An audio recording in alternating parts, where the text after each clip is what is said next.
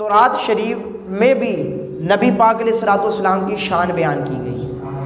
تورات حضرت موسیٰ علیہ الصلوۃ والسلام پر نازل ہوئی اور شان کس کی بیان ہو رہی ہے؟ حضور جانے جانا کی۔ سبحان اللہ۔ امام حاکم اپنی کتاب کے اندر اس روایت کو، اس بات کو، اس حدیث کو نقل کرتے ہیں۔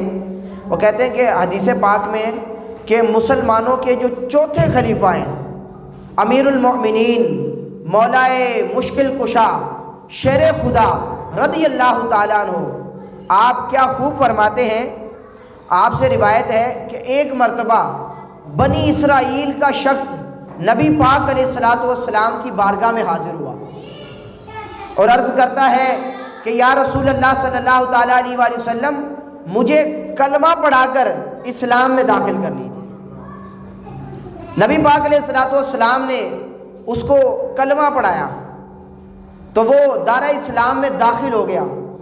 اب وہ عرض کرتا ہے حضور کی بارگاہ میں، یا رسول اللہ صلی اللہ تعالیٰ علیہ وآلہ وسلم، میں آپ کی تعریف نہ کروں جو تورات کے اندر اللہ تبارک و تعالیٰ نے آپ کی ہے؟ نبی پاک علیہ الصلوۃ والسلام نے ارشاد فرمایا، جی ضرور کہو۔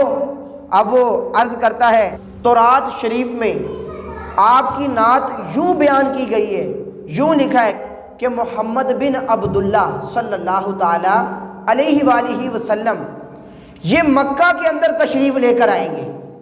جب ان کی بعثت ہوگی، یہ پیدا ہوں گے تو کہاں پر پیدا ہوں گے جی؟ مکے میں پیدا ہوں گے۔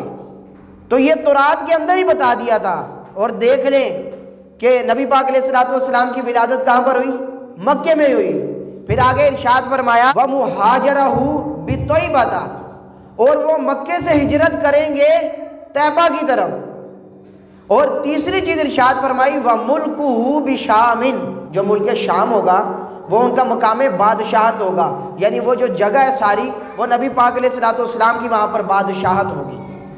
اب اس الفاظ کو سمجھنے کے لیے اب ذرا آپ کی توجہ چاہوں گا، ذرا غور سے سنیے گا۔ تو روایت میں آتا ہے کہ فرمایا کہ محمد بن عبداللہ صلی اللہ تعالیٰ علیہ وآلہ وسلم کہاں پر پیدا ہوں گے جی؟ مکے میں پیدا ہوں گے۔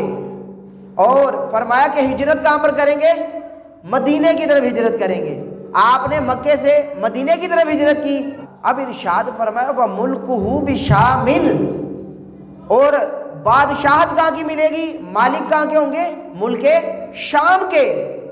اب ذرا ہم غور کریں تو نبی پاک علیہ الصلوۃ والسلام حضور جانے جانا، آپ کی ویسے بادشاہت تو ساری دنیا میں ہی تھی، آپ تو ساری دنیا کے مالک ہیں، لیکن بظاہر نبی پاک علیہ الصلوۃ والسلام کی ظاہری زندگی کے اندر ملک شام جو تھا، ادھر جو حکومت تھی وہ کافروں کی تھی۔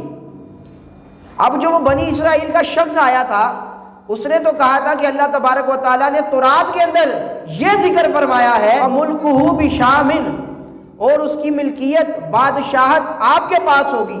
تو اب ادھر غور کرتے ہیں کہ نبی پاک علیہ الصلوۃ والسلام نے 63 سال کی زندگی آپ نے اس دنیا کو عطا فرمائی۔ آپ ادھر تشریف فرما رہے، آپ 63 سال کے اندر ملک شام آپ کی ملکیت میں آیا ہی نہیں۔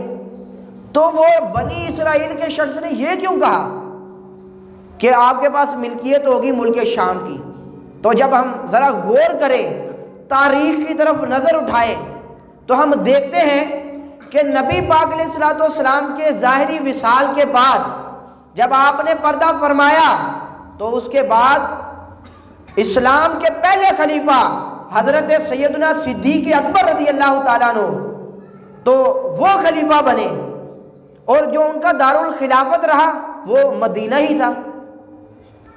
پھر اس کے بعد اسلام کے دوسرے خلیفہ امیر المؤمنین حضرت سیدنا عمر بن خطاب رضی اللہ تعالیٰ عنہ جب وہ خلیفہ بنے صدیق اکبر کے بعد، تو تب بھی دارالخلافت مدینہ ہی تھا۔ بنی اسرائیل کا شخص کہہ رہا ہے کہ وہ ملک شام آپ کی سلطنت ہے، مقام سلطنت ہے، تو حضرت ابوبکر صدیق کے دور میں بھی ہم نے دیکھا تو دارالخلافت مدینہ ہی تھا، اور حضرت عمر کے جب دور میں دیکھا تب بھی دارالخلافت مدینہ ہی تھا۔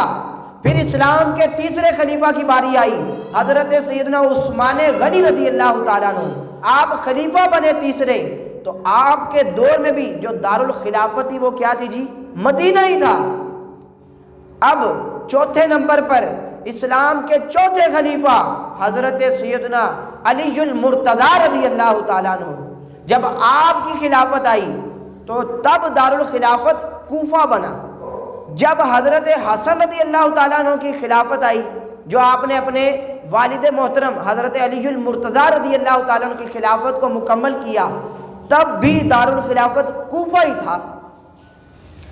اب یہ خلافت کے 30 سال مکمل ہو گئے، اور حضرت سفینہ رضی اللہ تعالیٰ عنہ روایت کرتے ہیں کہ میں نے سنا کہ نبی پاک علیہ الصلوۃ والسلام نے ارشاد فرمایا کہ 30 سال خلافت ہوگی اور اس کے بعد سلطنت ہوگی، حکومت ہوگی، 30 سال خلافت ہوگی۔ کہتے ہیں کہ ہم نے 30 سال میں جب ہم نے یہ سارا غور کیا تب بھی دارالخلافت شام نہیں بنا۔ تو مطلب یہ نہ حضرت ابوبکر صدیق، حضرت عمر، حضرت عثمان، حضرت علی رضی اللہ تعالی عنہم، ان کی دارالخلافت کے اندر ملک شام ملکیت میں نہیں آیا، تو یہ کب آیا؟ جب ہم نے تاریخ کی طرف نظر اٹھائی تو دیکھا کہ جو اس مقام سلطنت کے جو بادشاہ بنے وہ کون تھے؟ وہ حضرت امیر معاویہ رضی اللہ تعالیٰ عنہ تھے، جو بالخصوص ملک شام کے پہلے سلطنت کے بادشاہ بنے۔ وہ کون تھے جی؟ حضرت امیر معاویہ رضی اللہ تعالیٰ عنہ۔ تو پتہ چلا حضور کی نعت بھی بیان ہو گئی اور ساتھ میں حضرت امیر معاویہ کی شان بھی بیان ہو گئی کہ حضرت امیر معاویہ کا ذکر تورات کے اندر ذکر کیا گیا، کہا نا وَمُلْكُهُ بِشَامٍ، اور اس کی ملکیت شام کی وہ بھی آپ کے پاس ہوگی۔ اب دیکھیں جو بیٹے کے پاس مال ہوتا ہے وہ باپ کا ہی ہوتا ہے، تو لہٰذا جو صحابہ کو شان ملی تھی اصل میں وہ شان مصطفیٰ تھی، وہ شان جو بیان ہو رہی تھی وہ حضور کی شان بیان ہو رہی تھی۔ اللہ اکبر۔ دیکھیے صدیق اکبر رضی اللہ تعالیٰ عنہ نے نبی پاک علیہ الصلوۃ والسلام سے ٹوٹ کر محبت کی۔ اب صدیق اکبر کی شان بیان ہو، صدیق اکبر کی منقبت بیان ہو، حضرت عمر کی منقبت بیان ہو، حضرت عثمان کی، حضرت علی رضی اللہ تعالیٰ عنہم ان کی بیان ہو، تو اصل میں وہ شان مصطفیٰ ہی بیان ہو رہی ہوتی ہے۔ تو لہٰذا جب یہ ذکر کیا کہ یا رسول اللہ صلی اللہ تعالیٰ علیہ وآلہ وسلم، بالخصوص تورات کے اندر ذکر ہے کہ جو ملک شام ہے اس کی ملکیت آپ کے پاس ہوگی، مطلب یہ کہ اس کو بالخصوص حضرت امیر معاویہ ہی فتح کریں گے، وہی بادشاہ بنیں گے۔ لیکن یا رسول اللہ صلی اللہ تعالیٰ علیہ وآلہ وسلم اصل میں تو وہ آپ کی ہی ہے نا۔ بے شک ظاہری طور پر حضرت امیر معاویہ رضی اللہ تعالیٰ عنہ بادشاہ بنے، بے شک وہ تخت پر آ کے بیٹھے ملک شام کے، لیکن اصل جو تختہ، اصل حکومت تھی وہ حضور کی تھی۔